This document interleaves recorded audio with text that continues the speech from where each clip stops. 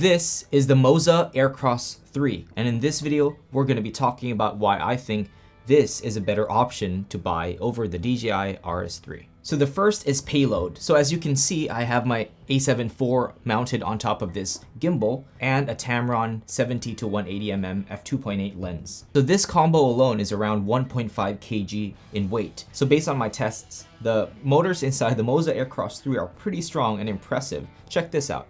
If I zoom the lens out all the way out like this will throw off the balance of the gimbal, right? But as you can see, it has no problem operating. So I know this setup is a little bit ridiculous because I don't think anybody is going to use a gimbal with a telephoto lens like a 70 to 200, but I'm just trying to show you what the Moza Aircross 3 is capable of payload wise. Most of the time though, I like to use my Tamron 70 to 28, this one right here. This is my go-to wide angle lens when it comes to gimbal work. So if payload is your main concern, then the Moza Aircross 3 can definitely handle most camera setups that you're gonna throw at it. So check this out. If you can see this lever over here, if you unscrew this like this and press the red button at the back right here, it basically cuts the gimbal in half. And what this does is it allows you to use a gimbal in a different way. So make sure to screw it back to tighten it like that. And now it's gonna be secure. And if you remove the handle like this, you can now mount it onto an extra mounting thread over here. I don't know if you can see it, but there is a hole there.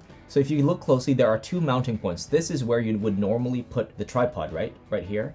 But there is an extra slot over here.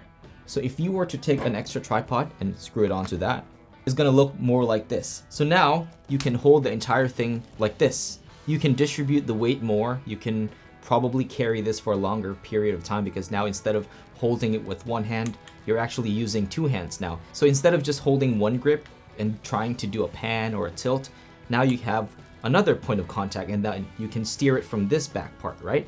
It's making everything a lot more stable. So if you do put it in this orientation, which is my favorite way to hold this gimbal, you can take low angle shots just by putting it like that. Let's pretend you're filming skateboarding. This is a good option to go for. So the third thing that amazes me about this gimbal that the RS3 does not have are cold shoe mounts integrated into the gimbal. So here, there is a cold shoe mount which you can slide in a microphone.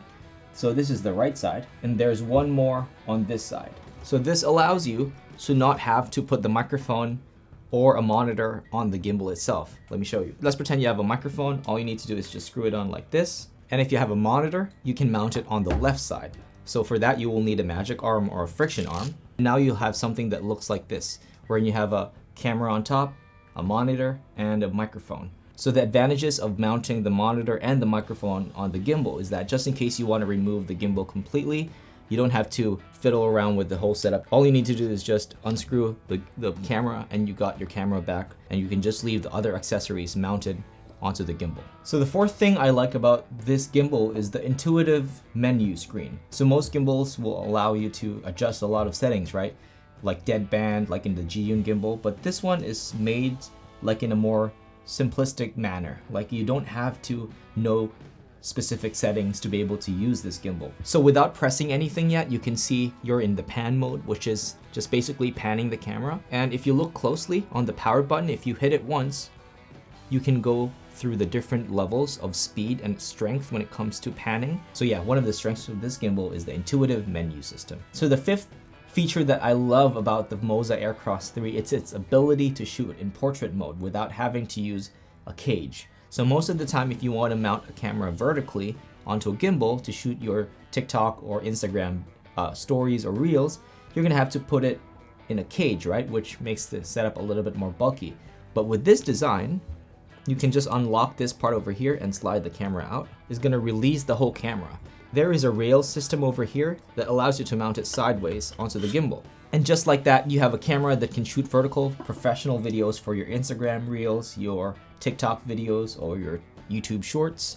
This is a good way to get high quality videos instead of filming in horizontal or landscape mode and cropping the video in post. So with every product video that I make on this channel, I always make sure to look for cons or things that I don't like to make sure that my opinion is not biased. So I've narrowed down 3 things that I don't really like about this gimbal, but they're not really deal breakers. They're more like nitpicks. So the first thing are the axis locks.